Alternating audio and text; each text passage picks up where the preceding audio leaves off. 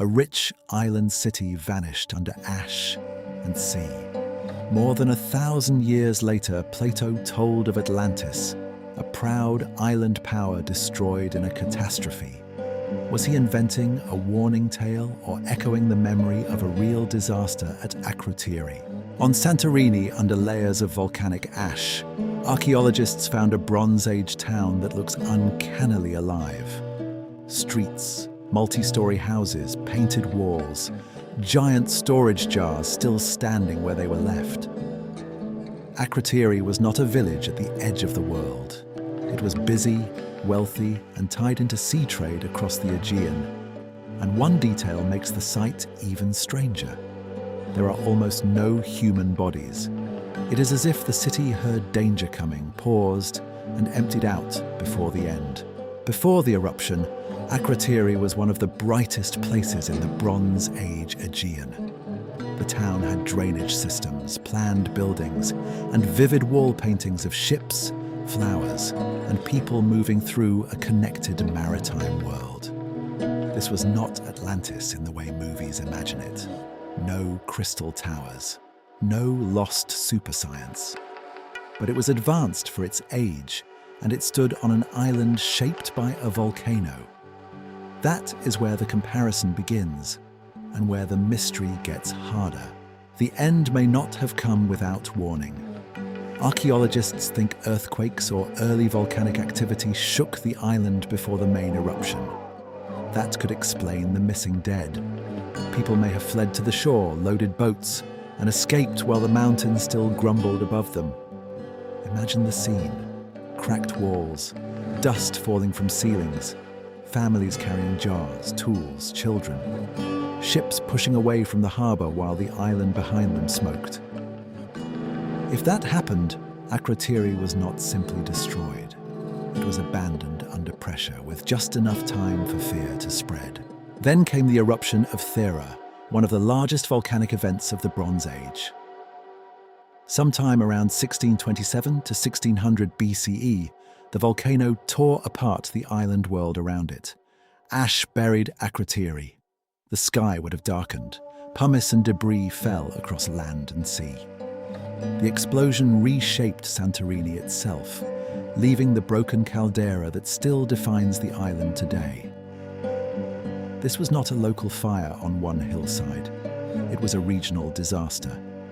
Coastal communities around the Aegean may have felt the shock. Tsunamis likely struck vulnerable shores. Trade routes were disrupted. And for the people who knew these waters, the memory of an island blasted apart must have been hard to forget. But memory is one thing. A story carried across 1,000 years is another. Akrotiri is often called a kind of Bronze Age Pompeii, but the comparison only goes so far. Pompeii preserved bodies in tragic detail. Akrotiri preserved something quieter. Rooms, stairways, storage spaces, frescoes full of movement and color.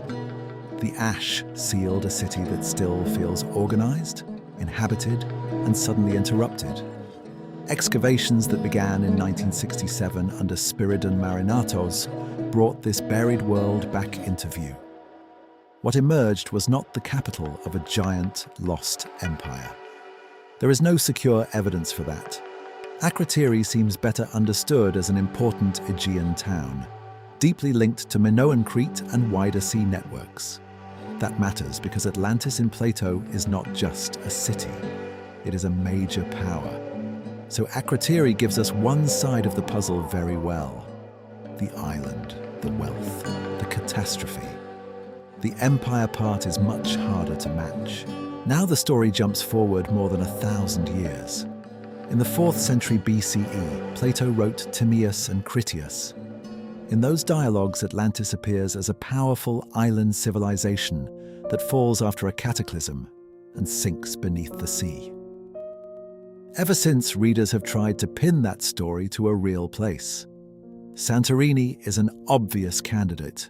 A wealthy island culture, a sudden disaster, a sea-born world broken by nature. The parallels are real enough to tempt almost anyone. But there is a problem built into the source itself. Plato was a philosopher.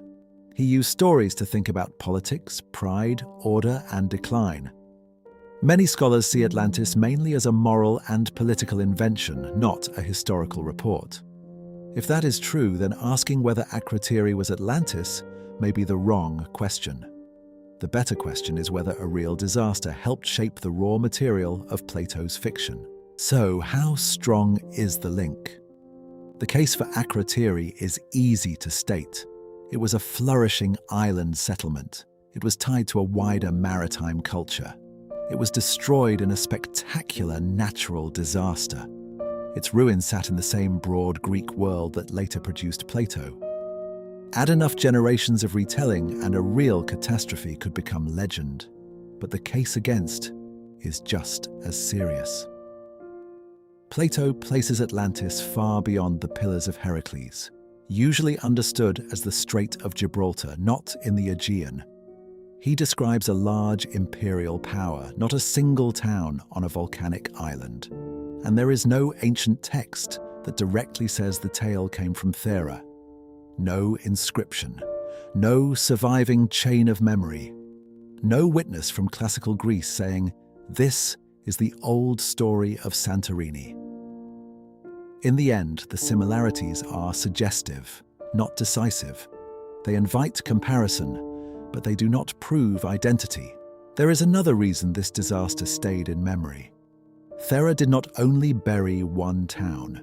The eruption likely sent tsunamis into coastal zones and disrupted the wider Aegean system. Minoan Crete, closely tied to Akrotiri, may have suffered damage along its shores and in its trade networks. But even here, the story resists a clean ending. Historians still debate how much the eruption contributed to the later decline of Minoan power.